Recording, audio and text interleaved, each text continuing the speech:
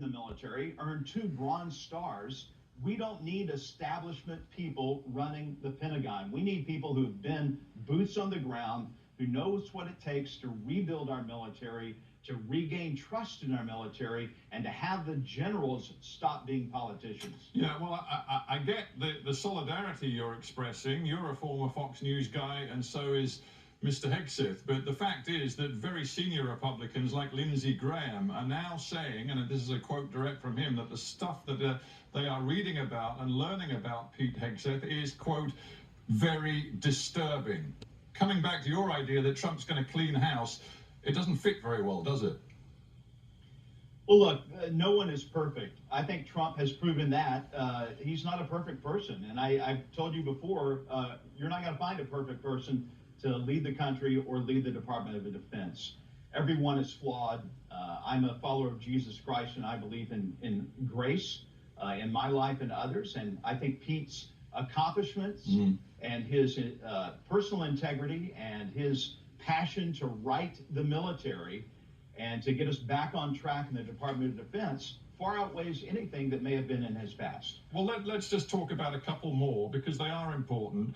Kash Patel going to head up the FBI, the crucial Federal Bureau of Investigation. Kash Patel has said in the recent past, I would shut down the FBI's headquarters, the Hoover Building, on day one. I'd revive it, reopen it as a museum of the deep state. He went on to say, we are going to come after the people in the media who lied about American citizens and who helped Joe Biden rig presidential elections.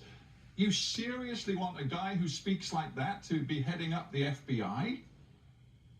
I want Kash Patel in there to clean things up, talk about janitorial services. The toilets need to be flushed at the FBI. We have lived under the burden of a two-tier system of justice in America.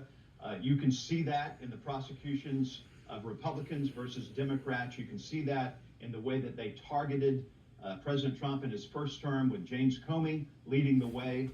Something has got to change, and Kash Patel is part of this janitorial service who's going to get in there and clean the sewer system out. Right, so you're a guy, and you're a former journalist, I guess we've already pointed that out. You want to see retribution, do you, against these quote-unquote enemies of the people that Trump has identified inside the media? He's also, of course, talked about retribution against people like his former advisor, General John Kelly, the former chairman of the Joint Chiefs, Mark Milley, who he suggested might be executed for treason. You're right behind all of that, are you?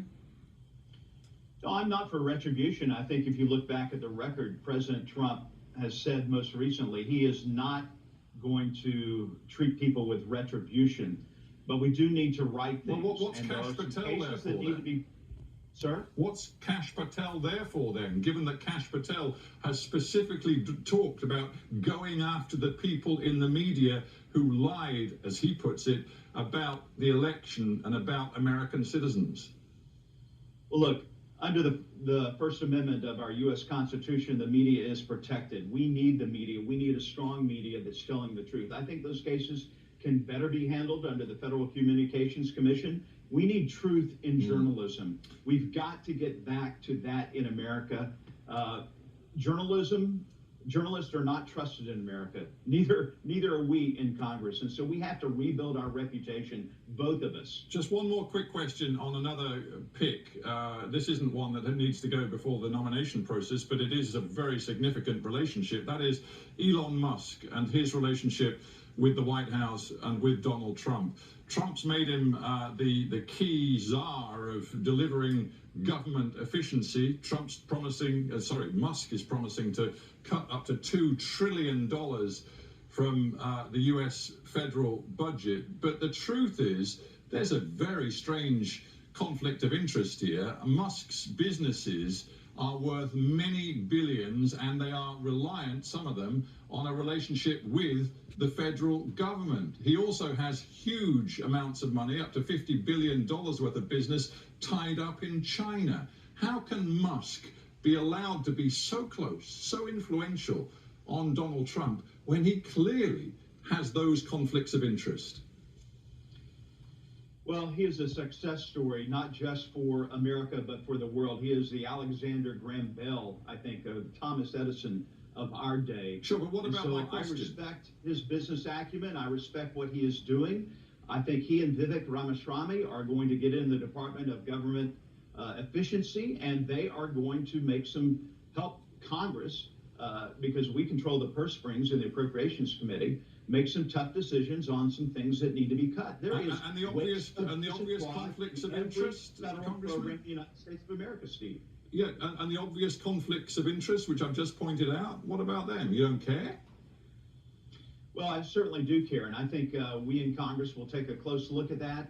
Whatever committees or agencies need to have oversight of that, that will be taken into consideration. But that is not going to slow down, I think, Elon Musk and Vivek Ramaswamy in the DOGE, Department of Government Efficiency, in trying to seek out these places we can make cuts. Look, Steve, well, the biggest existential threat to the United States of America right now is our federal debt. We're $36 trillion in debt. We're gaining $1.6 trillion in interest every year.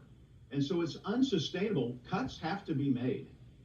All right, well, you've moved us on to economic territory, so let's stick there for just a little while. Let's talk about the tariff policy that President-elect Trump has already outlined. He's indicated that he's going to slap 25% tariffs on all imports coming in from Canada and Mexico on day one of his presidency. He's also going to slap a 10% tariff on imports coming from China. You know as well as I do, the person who is going to pay for that is the American consumer.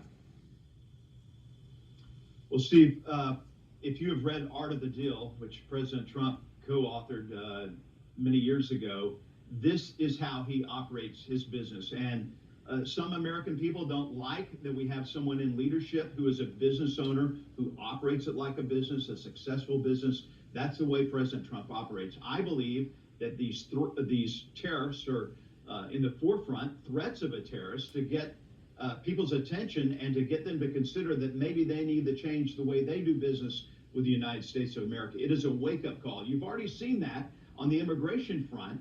In Mexico, the president of Mexico has stopped a large migration from Mexico that's coming up through Central America, up to Mexico and across our border. And she has stopped that now because of the threat of tariffs.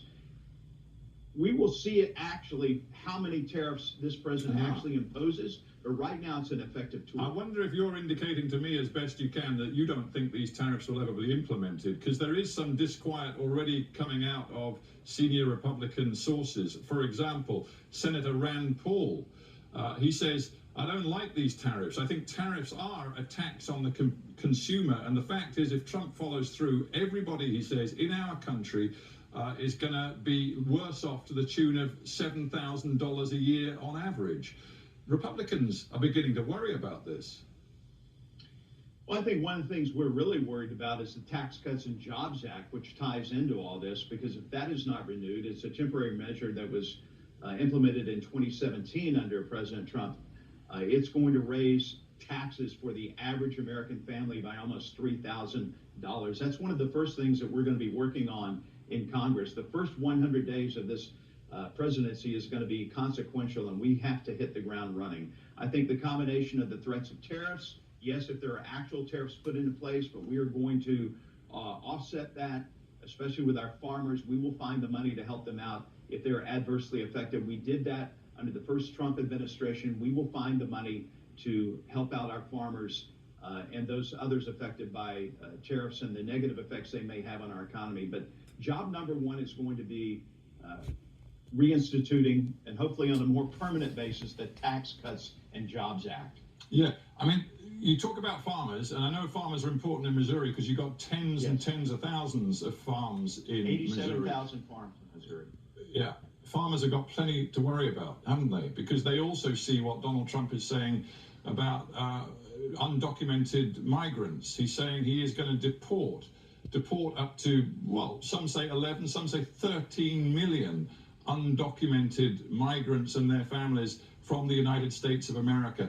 40% of all labor in U.S. agriculture is done by undocumented migrants. Your constituents in Missouri on their farms are going to be hit so hard by this policy.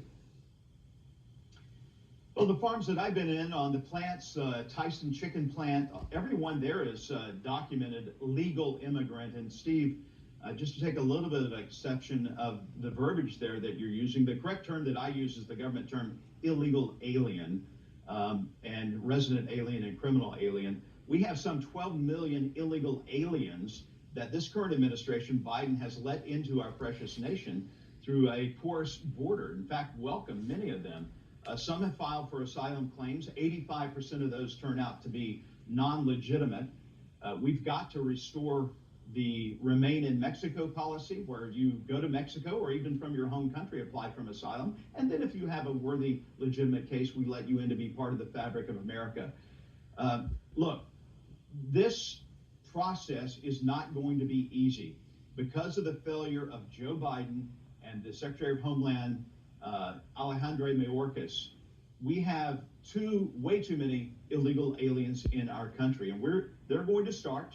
Tom Homan is going to be in charge of this program and deport, or if you want to say repatriate, these illegal aliens to their home country. They're going to start going in the jails and federal lockup facilities and deport the criminals first. Just a point of detail on that. You talk about Tom Homan heading up the Customs Enforcement Agency.